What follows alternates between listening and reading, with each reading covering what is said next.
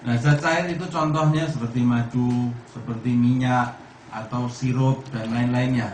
Semua benda yang bersifat cair, bukan air ya, yang bersifat cair, jika kemasukan benda najis, maka hukumnya menjadi najis. Baik berubah atau tidak berubah bau, warna, dan rasanya. Baik lebih sedikit dari kullatain atau kullatain ke atas, hukumnya sama. Enggak, bukan, itu tidak ada kaitannya dengan kullatain dan bukan kullatain. Nah, baik berubah atau tidak berubah. Nah, misalnya ada sirup, kemudian masuk di dalam sirup tadi bangkai tikus misalnya. Ketika kemasukan bangkai tikus, maka sirup itu terkontaminasi dengan najis. Bau atau tidak bau, berubah atau tidak berubah, sirup itu harus dibuang, tidak bisa dikonsumsi lagi. Tidak bisa dikonsumsi lagi. Walaupun terjadi khilaf, kalau zat cair itu jamid, beku seperti misalnya minyak samin yang sudah beku. Ketika ada bangkai tikus di atasnya, bangkai tikus itu tidak tercelup ke dalam minyak yang beku tadi, hanya berhenti di bagian atas saja. Nah, ada khilaf di antara ulama, ada yang membolehkan membuang bangkai tikus tadi, kemudian membuang bagian minyak yang terkena dengan bangkai tikus tadi. Begitu juga madu yang jamid. Kecuali kalau sudah sampai tenggelam bangkai tikus tadi, maka hukumnya najis dan tidak bisa dikonsumsi. Walaupun madu tadi banyak, kalau kemasukan bangkai tikus dibuang semua, dan tidak bisa dikonsumsi. Nah, di setiap hukum pasti ada perkecualian. Ada perkecualian. Binatang atau serangga jika masuk ke dalam zat cair, maka hukumnya dimaafkan. Bangkai serangga, yaitu bangkai binatang yang tidak lebih besar daripada cecak. Tidak lebih besar daripada cecak, dan darahnya tidak mengalir. Dan umumnya binatang yang kecil itu darahnya tidak mengalir. Tidak lebih besar dari cecak. Tapi kalau lebih besar dari cecak seperti ular, nah, bangkai ular masuk situ tetap najis. Semut, kecoa, termasuk cecak itu sendiri.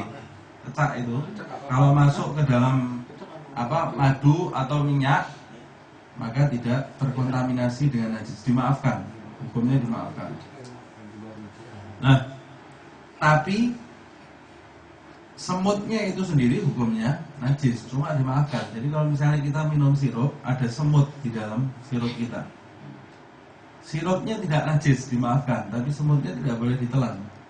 Tidak boleh bilang ini vitamin. Vitamin tidak boleh. Bangkai semut ini tetap najis hukumnya, tidak boleh dimakan, harus dipilihi bangkai semutnya. Kecuali kalau sudah tidak bisa sama sekali, terlalu banyak misalnya bangkai semutnya, nah itu dimaafkan. Termasuk juga lalat. Lalat kan lebih kecil daripada cecak. Bahkan di dalam sebuah hadis disebutkan, kalau ada lalat yang hinggap di minuman, diperintahkan oleh Rasulullah untuk suruh mencelupkan semua, sebab kata Rasulullah, di salah satu sayapnya itu racun dan di sayap yang lain adalah penawarnya. Tapi ini perintahnya bukan perintah wajib. Kalau kita jijik ya tidak usah, tidak apa-apa. Bukan perintah wajib. Artinya kalau ada orang tidak melakukan itu, dia tidak berdosa. Jangan, kamu tidak mentaati perintah Rasulullah, bla bla bla bla bla, kemudian jadi masuk neraka gara-gara lalat ini. Enggak juga. Kalau orang jijik juga tidak apa-apa, tidak usah diminum. Tapi kalau kita mau mencelupkan, mengikuti sunnah Rasul juga tidak ada masalah. Dapat pahala juga mengikuti perintah Nabi Muhammad SAW dan menyelamatkan badan kita dari racun lepas dari penelitian yang sudah dilakukan oleh para ilmuwan atau para dokter. Ada yang mengatakan bahwa kalau tidak salah yang sebelah kanan. Jadi lalat itu kalau hinggap di setiap makanan, dia pasti menggerakkan sayapnya yang sebelah kanan. Nah, sayap yang di sebelah kanan ini itu racun di sini. Yang dia gerakkan pasti yang sebelah kanan. Nah, sebelum dia bergerak ke tempat lain, celupkan ke zat cair atau teh atau kopi yang kita minum ini, karena yang di sebelah kiri ada obatnya. Ada lagi yang mengatakan ya itu kalau lalernya laler Arab, laler di negara Arab. Kalau laler di negara selain Arab tidak seperti itu. Wallahu a'lam. Oh, ini bukan perintah wajib, bukan perintah wajib, dan itu ada di hadis Nabi dan hadisnya sahih.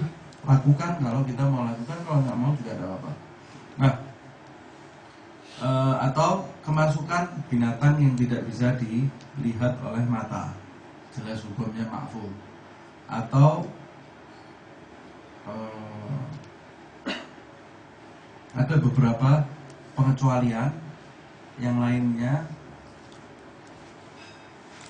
nanti mungkin bisa kita bahas di pertemuan yang lalu. Nanti saya berikan beberapa pengecualian. Tapi yang jelas zat cair hukumnya seperti yang saya sebutkan tadi. Kemasukan bangkai tidak ada istilah berubah atau tidak berubah, hukumnya tetap najis, dibuang. Nah, kita menginjak ke bab wudhu. Wudhu ini salah satu sarana untuk menjadikan ibadah kita sah. Sebab menjadikan ibadah sah itu butuh suci dari hadas kecil, dan wudhu itu adalah ibadah untuk menyucikan badan kita dari hadas kecil. Seperti yang disebutkan tentunya di dalam ayat suci Al-Quran Al-Karim, ya ayyuhalladzina amanu idza qumtum ila salati faghsilu wujuhakum wa aydiyakum ilal marafiqi wamsahu bi ru'usikum wa arjulakum ilal ka'bain. Nah, dari ayat yang saya baca ini, perintah idza qumtum ila salati faghsilu, perintah ini adalah perintah wajib dari Allah Subhanahu wa taala. Setiap orang yang beriman yang diundang oleh Allah Subhanahu wa taala di dalam ayat tadi, ya ayyuhalladzina amanu, hai orang-orang yang beriman, idza qumtum ila shalah, jika kamu berdiri hendak menegakkan salat, faghsilu, perintah kemudian, maka basuhlah.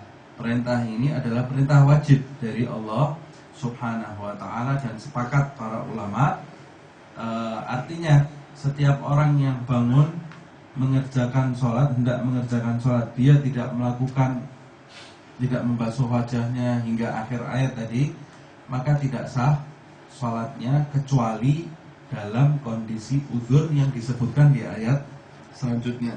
Di ayat-ayat setelah itu, seperti ketika bertayamum dan lain-lainnya yang akan kita bahas di pertemuan yang lalu.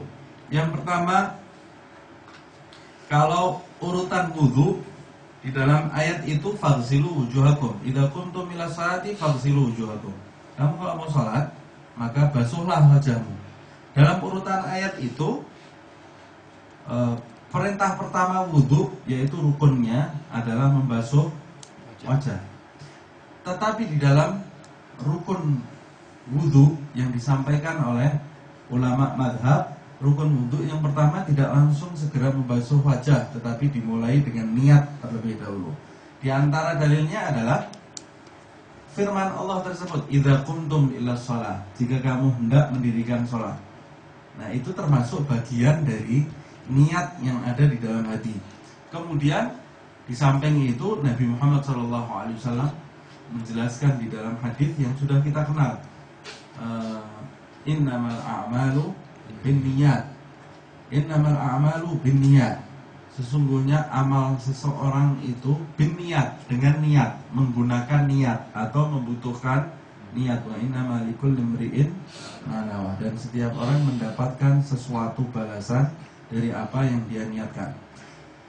Dari sabda Rasul Shallallahu Alaihi Wasallam, innamal a'malu binniyat. Sesungguhnya amal itu membutuhkan niat, menunjukkan bahwa tidak ada amal tanpa niat. Setiap amal itu harus disertai dengan niat. Karena itulah setiap rukun ibadah di dalam agama kita ini pasti dimulai dengan niat terlebih dahulu, sebab rukun ini dibentuk di atas fondasi sabda Rasulullah Sallallahu Alaihi Wasallam yang saya sampaikan tadi, innamal a'malu binniyat. Nah, kemudian makna niat itu sendiri di dalam syariat disebutkan, niat itu adalah bermaksud melakukan sesuatu. Niat itu secara bahasa berarti bermaksud atau bertujuan. Secara bahasa, ketika saya mengatakan nawaitu an adhab, berarti qasadtu an adhab, saya mau pergi, atau uridu an adhab, saya ingin pergi. Begitu di dalam bahasa Arab arti niat. Kemudian definisinya di dalam syariat adalah bermaksud melakukan sesuatu bersamaan dengan awal ibadah yang akan kita lakukan. Itu definisinya di dalam syariat, atau di dalam bahasa Arabnya qasdu syai'in muqtarinan bi fi'lihi. Dari definisi ini, yang merupakan kesepakatan para ulama, niat itu harus bersamaan dihadirkan di dalam hati di awal perbuatan ibadah yang hendak kita lakukan. Ketika tujuan itu hadir di dalam hati, tidak bersamaan dengan awal ibadah, atau hadir sebelum awal ibadah itu dilakukan, di dalam syariat itu tidak dinamakan niat. Itu tidak dinamakan niat, tetapi bisa dinamakan dengan azam. Di dalam bahasa juga azam, berazam ya. Azam itu lintasan di dalam hati, keinginan untuk melakukan sesuatu. Seperti saya mengatakan misalnya, saya mau wudhu. Saya mau wudhu, itu namanya bukan niat. Bukan niat di dalam syariat. Tapi niat itu saya bertujuan berwudu ketika ibadah itu dilakukan. Kalau sebelumnya itu tidak dinamakan niat, tapi dinamakan azam. Keinginan yang timbul, atau dorongan yang timbul di dalam hati untuk melakukan perbuatan. Dan ada pembahasan panjang lebar ulama mengenai hal ini, tetapi kesepakatannya seperti yang definisi yang saya sampaikan tadi. Nah, dia harus berada di awal perbuatan itu. Setiap rukun ibadah yang kita lakukan dinamakan niat ketika keinginan itu dihadirkan di dalam hati bersamaan dengan awal ibadah tadi. Hanya saja ada beberapa pengecualian. Kalau di wudu, berarti niat itu harus dihadirkan bersamaan dengan membasuh wajah. Kalau di sholat, berarti niat itu harus dihadirkan bersamaan dengan takbiratul ihram.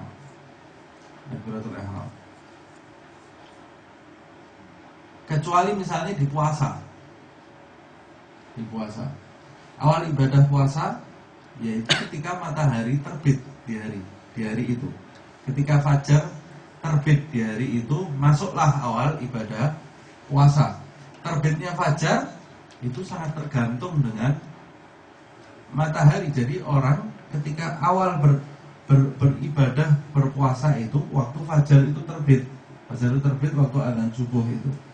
Nah, kita tahu persis Rasulullah SAW bersabda, agama Islam itu agama yang tidak membebani umatnya, yang sehingga membebani sesuatu yang tidak mampu dilaksanakan oleh umatnya. La yukallifullahu nafsan illa usaha. Allah tidak membebani sesuatu kepada satu jiwa kecuali orang itu mampu melakukan perintah tadi. Kemudian di dalam hadis Rasul menyatakan yassiru wala tu'assiru.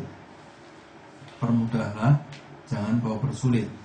Nah, karena itu di dalam syariat pun para ulama mengatakan niat puasa ini tidak mungkin bersamaan dengan terbitnya fajar. Kalau niat puasa ini harus dilakukan sama persis dengan definisi yang saya sebutkan, berarti setiap pagi setiap orang Islam mau puasa harus tinggal di pesisir pantai dulu, atau berada di daerah yang kegunaannya tinggi, daerah yang tempat yang tinggi, sehingga dia bisa melihat fajar waktu keluar, fajar keluar, nawaitu shauma ghadin. Kan sulit kan? Menyulitkan itu, nggak mungkin itu terjadi.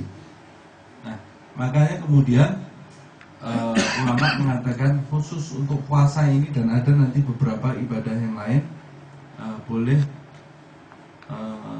mengucapkan niat di malam hari jauh-jauh sebelum terbit fajar, yang nanti akan kita bahas di bab puasa. Itu yang dikenal dengan tabyitun niyah. Tabyitun niyah artinya niat berpuasa di malam hari sebelum masuk waktu puasa itu. Nah, di dalam wudu itu mungkin dilakukan. Idza kuntum ila salati, kalau kamu niat melakukan sholat, nah, sebelumnya niat tadi. Nah, niat wudu itu nawaitu, harus ada kata nawaitu al-wudu. Nawaitul wudu li raf'il hadatsil asghar. Li raf'il hadatsil asghar. Aku niat berwudu untuk mengangkat hadas kecil, atau nawaitul wudu istibahatis shalah. Aku berniat wudu untuk menjadikan aku boleh melakukan sholat. Ada dua cara niat.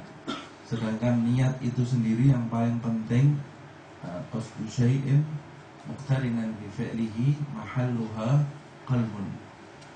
Yang paling penting tempatnya niat itu ada di dalam hati. Jadi niat itu sebetulnya boleh menggunakan bahasa apapun. Yang paling penting ada ucapan nawaitunya, kemudian ibadah yang mau dia lakukan, dan kewajibannya karena wudhu itu termasuk wajib, merupakan syarat sah sholat itu. Wa talaffuz biha sunnah, dan melafadzkan niat itu hukumnya sunnah menurut mazhab Syafi'i. Dalilnya sunnah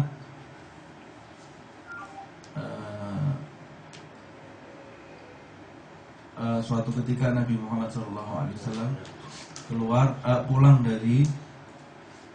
pulang dari masjid, kemudian habis sholat subuh, pulang dari masjid, masuk ke dalam rumahnya, lalu bertanya kepada Aisyah radhiyallahu anha, apakah ada makanan pagi? Kata Rasulullah.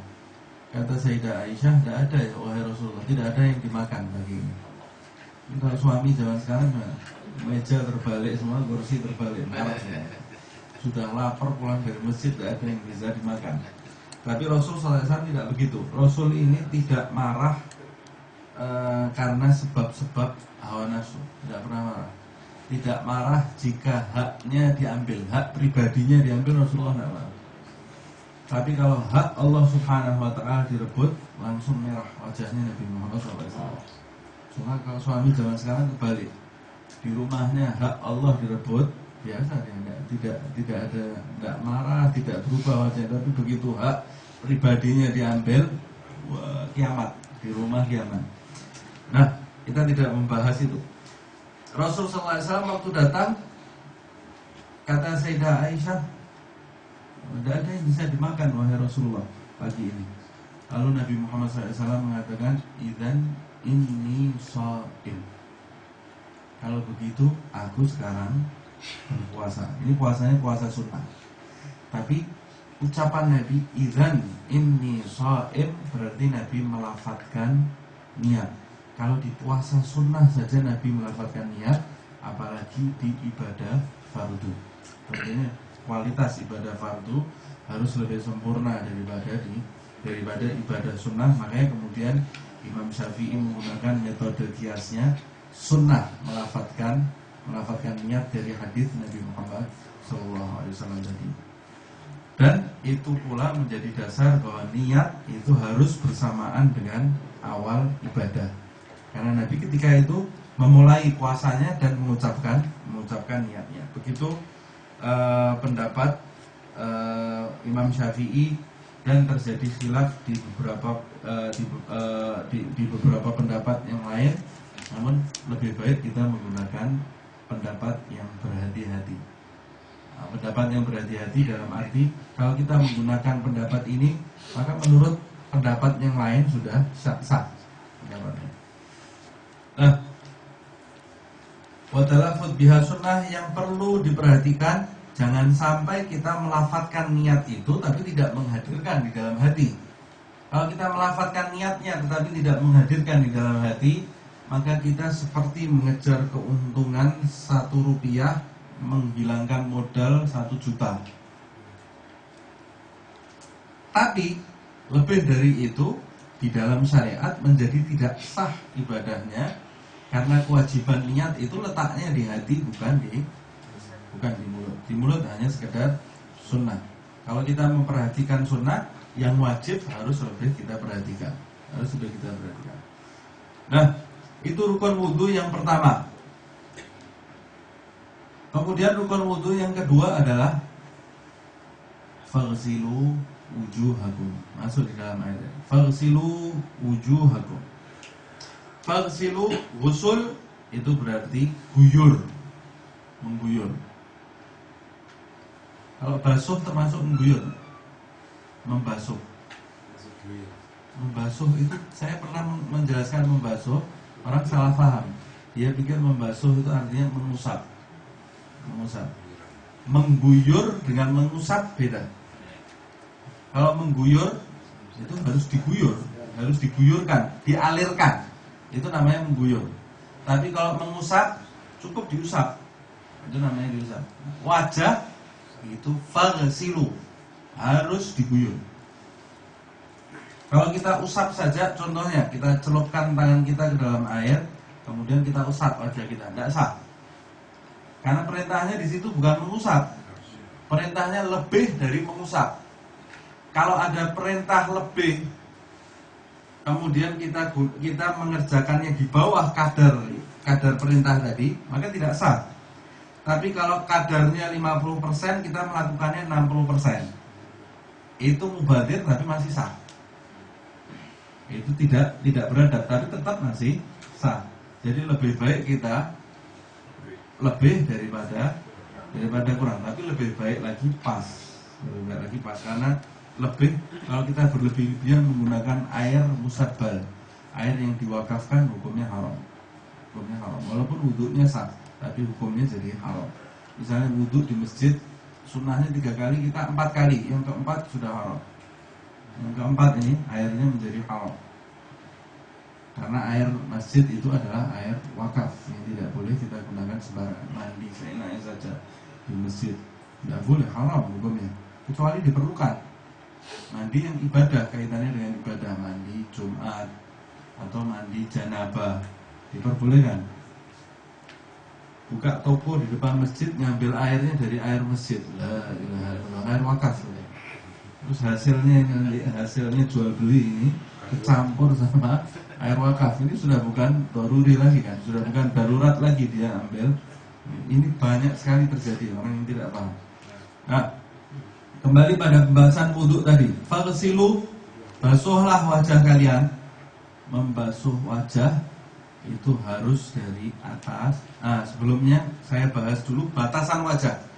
Faghsilu wujuhakum. Pertama, faghsilu itu berarti basuh. Maksud saya guyur, bukan diusap. Wujuhakum, wajah. Yang disebut dengan wajah itu dari kata wajah, yaitu yang berhadapan. yang ketika kita berbicara itu kita hadapkan. Yang kita hadapkan adalah bagian wajah ini. Namanya, makanya wajah itu dinamakan wajah, sebab ketika kita menghadap, yang kita hadapkan adalah wajah itu. Nah, batasan wajah sekarang. Manakah yang disebut dengan wajah? Yang wajib dibasuh itu atau diguyur itu di dalam wudu. Batasan wajah itu ditetapkan oleh ulama, tingginya dari tempat tumbuhnya rambut di atas dahi sampai ke dagu. Ini batasan wajah. Lebarnya dari telinga ke telinga. Yang berada di dalam diameter dari telinga ke telinga dan tempat tumbuhnya rambut sampai ke dagu itu dinamakan wajah yang wajib terkena guyuran. Apa yang ada di bagian itu, di dalam lingkaran itu, hukumnya wajib. Kalau ada bulu yang tumbuh, ya bulunya wajib terkena, termasuk bagian dari wajah. Nah, yang harus diperhatikan, alis itu termasuk bagian dari wajah. Berarti ini kan bagiannya seperti ini. Tempat tumbuhnya rambut di sini. Tempat tumbuhnya rambut normal. Kalau ada orang yang sudah botak di sini, itu tidak normal. Tempat tumbuhnya rambut di sini. Atau ada orang yang tidak normal, rambutnya tumbuh sampai di sini. Ada orang yang rambutnya tumbuhnya ini sampai menutup dahi. Nah, ini harus kembali ke batasan normal tadi. Batasan normal. Nah, batasannya berarti dari sini sampai ke sini, sampai ke telinga sini, termasuk sini. Ini termasuk bagian dari wajah yang wajib kena, sampai di sini. Ini termasuk bagian dari wajah. Kalau ada bulu di sini, ada brewoknya di sini, ya wajib terkena air.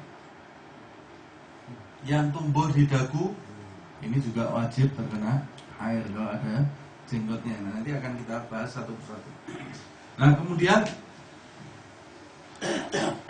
yang ada di bagian wajah yang harus diperhatikan, misalnya alis, kemudian ujung mata yang nampak. Ujungnya mata yang nampak ini termasuk bagian dari wajah. Yang biasanya orang kalau bangun pagi ada kotoran matanya, bisa menutupi bagian dari wajah tadi dan menghalangi masuknya air. Jadi ketika bangun pagi bersihkan dulu kotorannya, baru berwudu. Kemudian di bawah hidung, bukan di dalamnya hidung ya, di bawahnya ini, kulit yang di bawah hidung ini termasuk bagian dari wajah yang harus terkena, yang di dalam enggak. Lalu kumis, kalau punya kumisnya wajib terkena air. Dalamnya kumis juga wajib terkena air.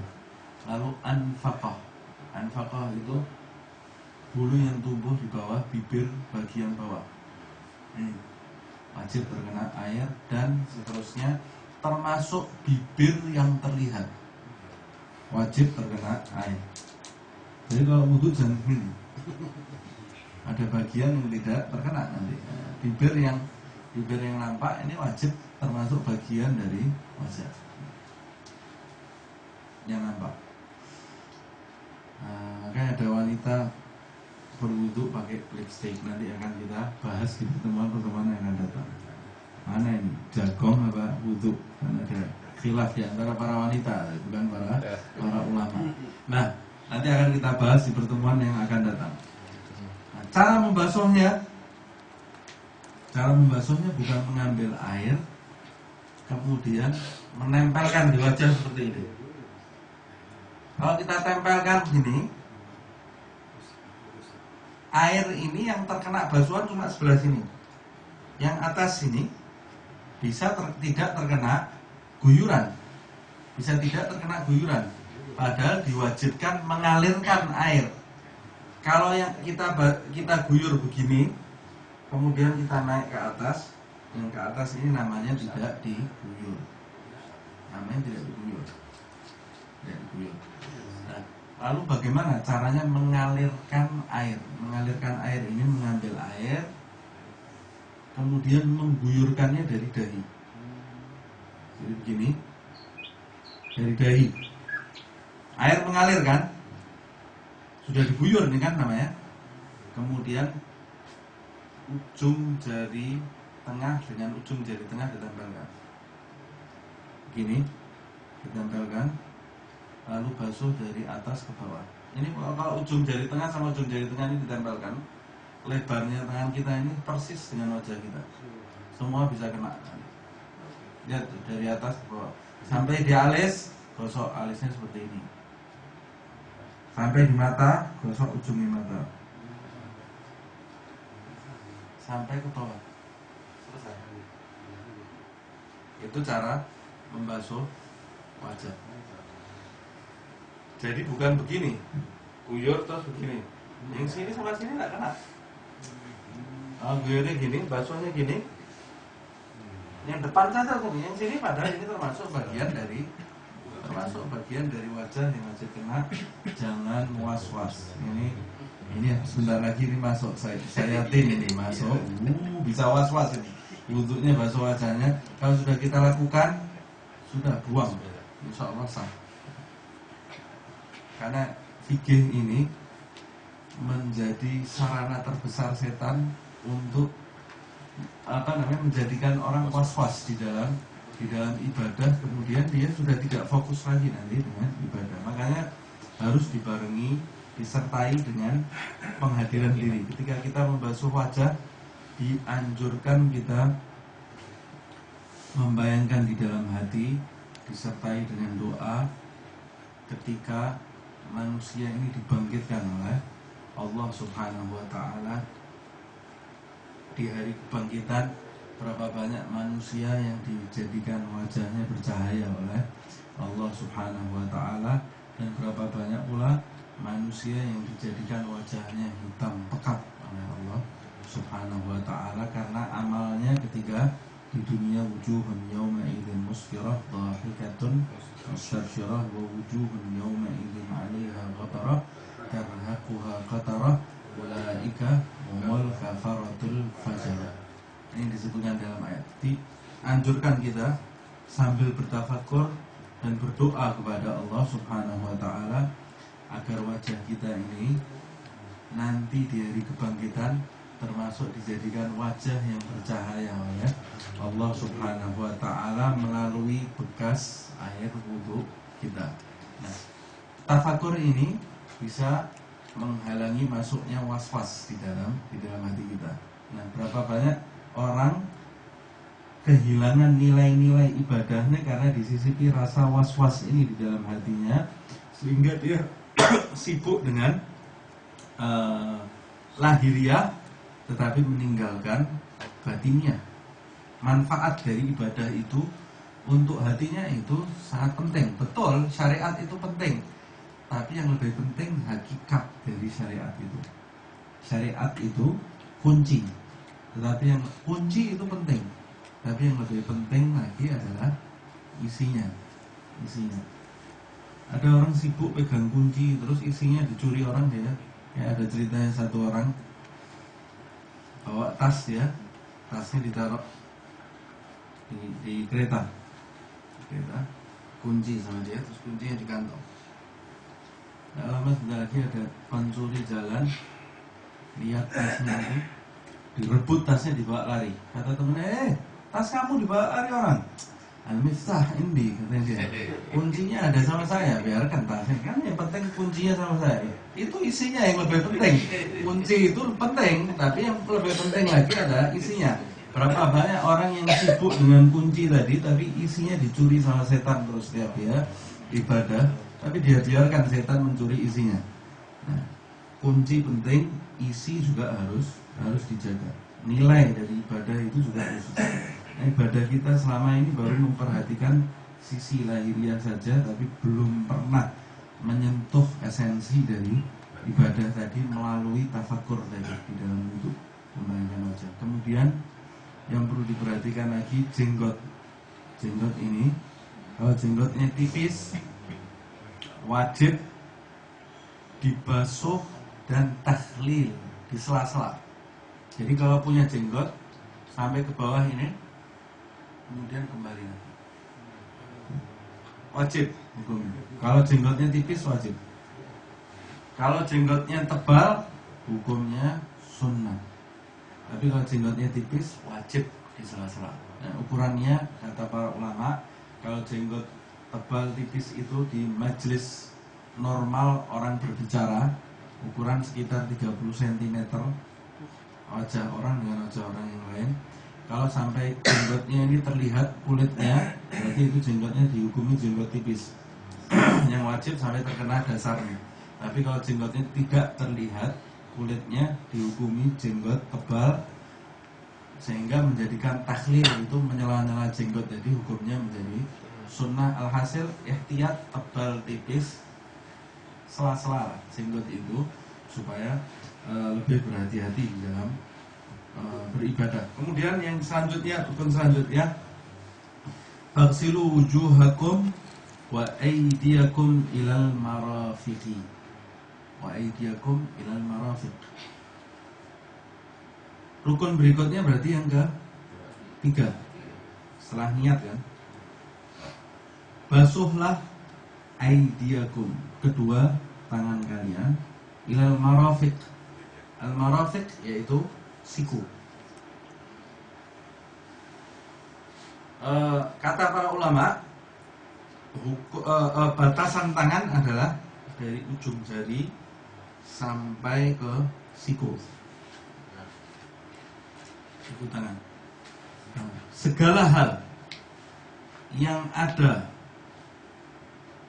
di antara ujung jari sampai ke siku wajib dibasuh atau diguyur. Mana kalimat diguyur? Karena ataf dengan wajah tadi. Seperti kita katakan, guyurlah wajahmu dan kedua tanganmu. Artinya kedua tangan itu wajib diguyur seperti halnya wajah. Faghsilu wujuhakum wa aydiyakum ilal marafiq. Ai faghsilu aydiyakum aidan ilal marafiq. Tanganmu itu juga harus diguyur sampai ke siku itu. Nas'alullah al-afiyah. Kalau misalnya ada daging tumbuh di atas tangannya, maka daging itu juga termasuk bagian yang wajib dibasuh. Atau yang jarinya lebih dari 5, jari yang lebih dari 5 itu juga wajib dibasuh. Nah, kemudian sampai ke siku. Sampai ke siku, Imam Syafi'i menambahkan, karena Imam Syafi'i punya kaidah ma yatimul wajib fahuwa wajib. Segala perbuatan yang menyempurnakan kewajiban hukumnya juga wajib. Perbuatan yang jika dilakukan menyempurnakan kewajiban kita, maka hukumnya perbuatan itu juga menjadi wajib. Nah, karena siku ini kalau kita pas, siku itu ini siku. Kalau kita basuh pas di siku kita, menurut Imam Syafi'i ini tidak sempurna kewajiban itu. Sebab siku ini seperti ini ya. Ya. Kalau saya tekuk tangan saya, dia menjadi di bawah siku. Menjadi di bawah siku. Ya kan? Di bawahnya. Atasnya kan ini. Kalau saya kembalikan dia pas siku. Pas di siku. Tapi kalau saya tekuk, dia menjadi di bawahnya. Di bawahnya siku. Maka untuk menyempurnakan, maka dibasuh batasannya sampai di atas siku sedikit untuk menyempurnakan kewajibannya, dan hukumnya menjadi wajib itu, menurut Imam Syafi'i. Jadi di atasnya siku sedikit, jangan pas di siku, Nah, kemudian diantaranya yang harus diperhatikan sela-sela jari, kemudian kuku, jangan sampai ada hal-hal yang menutupi bagian-bagian yang wajib. Jadi wudu tadi yang nanti akan kita bahas di pertemuan yang akan datang yang harus diperhatikan itu. Kemudian cara membasuh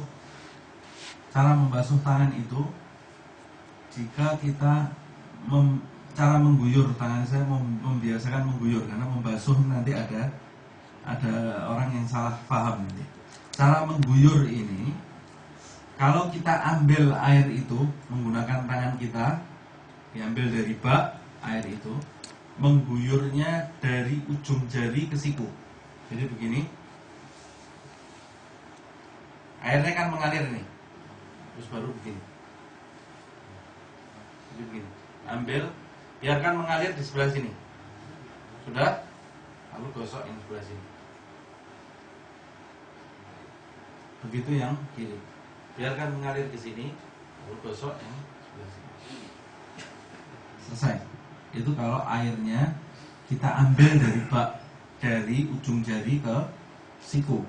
Tapi kalau airnya diguyur menggunakan alat atau keran air, membasuhnya dari siku menuju ke jari. Jadi membasuhnya bukan gini, tapi membasuhnya gini, dari siku menuju ke ujung jari. Begitulah cara membasuh tangan.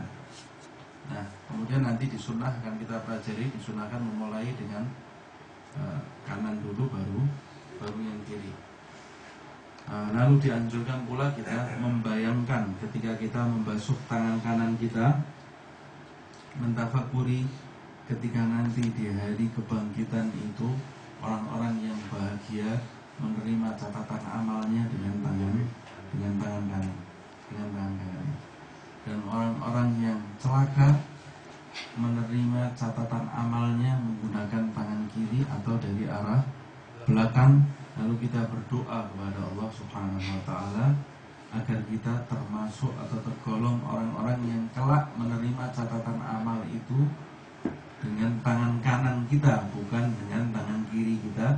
Sibukkan kita ketika berwudu itu dengan tafakur tadi, supaya tidak ada kesempatan setan membisikkan was-was di dalam hati kita. Yang kedua, supaya wudu kita ini wudu yang dipenuhi kehadiran diri, karena hadirnya diri kita di wudu itu sangat membantu hadirnya diri kita di dalam sholat.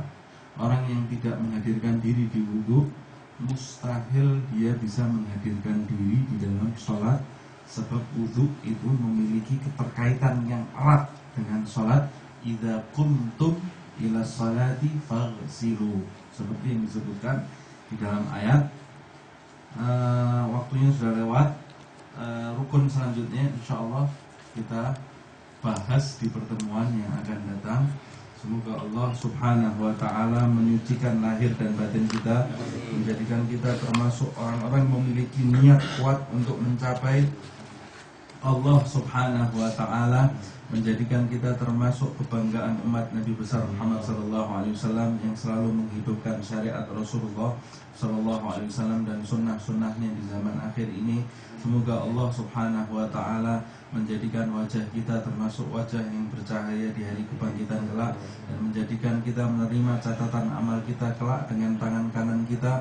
Semoga Allah Subhanahu wa Ta'ala mengampuni dosa-dosa umat Muhammad sallallahu alaihi wasallam, memberi hidayah kepada umat Muhammad sallallahu alaihi wasallam, memaafkan kesalahan umat Muhammad sallallahu alaihi wasallam, menjadikan kita sebagai umat Muhammad sallallahu alaihi wasallam yang sebenar-benarnya. Amin ya rabbal alamin. Al-Fatihah.